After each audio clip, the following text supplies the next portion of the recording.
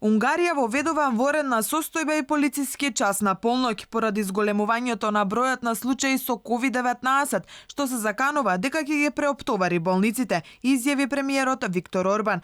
Тој додава дека ќе побара од парламентот да го потврди воведувањето воредна состојба на 90 дена и да воведе полициски час што ќе трае од полноќ до 5 часот наутро. Време е да преземеме нови мерки за да можеме да ја зачуваме функционалноста на нашите болници и да ги заштитиме животите на старите лица, рече Орбан во видео обраќање на Facebook. Унгарија ќе ги затвори баровите и клубовите, а училиштата остануваат отворени, како и продавниците и рестораните, а навивачите ќе можат да ги следат надпреварите на стадионите.